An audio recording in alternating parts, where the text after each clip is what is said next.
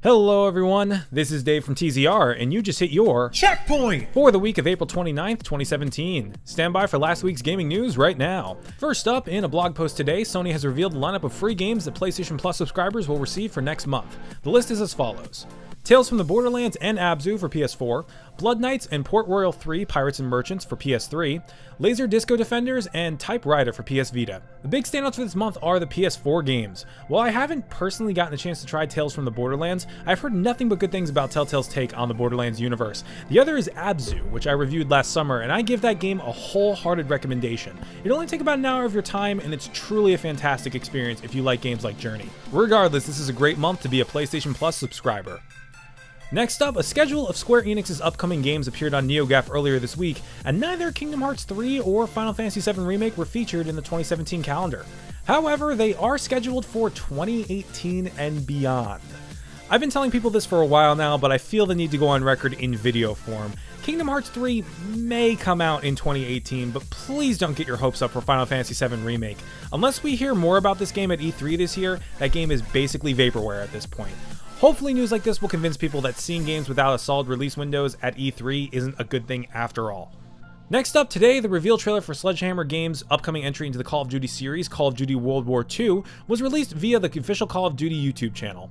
The trailer is very Saving Private Ryan-esque, with a small band of heroes touching down on Normandy Beach and then heading into France on a special mission. This could be a really exciting single-player experience if done right, and I hope careful attention is paid to the campaign.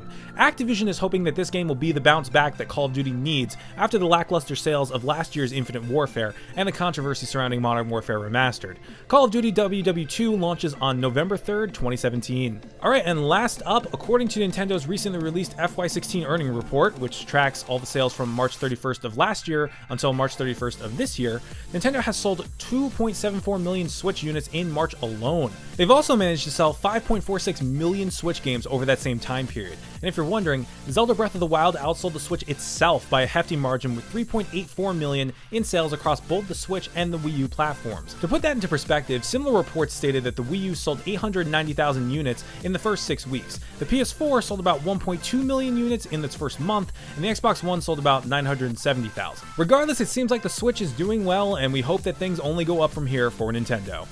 So do video games have a stronger ability to elicit an emotional response from the player than other forms of media? Well, we discussed that in this week's episode of the TZR podcast, along with the fact that Night Trap is apparently being remastered for some reason. Link will be in the description. Now on to 3 pieces for your reading pleasure on thezeroreview.com right now. Number 1, Preston is tempted by those ever-looming digital sales, but chooses to distract himself with Doom in this week's episode of The Backlog. Number 2, I review The Walking Dead: A New Frontier Episode 4 from Telltale Games. And number 3, I also review Persona 5, the 100-hour epic JRPG from developer Atlas. Okay, so that about wraps it up for this week. If you like this video, then please give us a like and subscribe to see more content from the TZR team. Thanks for watching, and I will see you next week.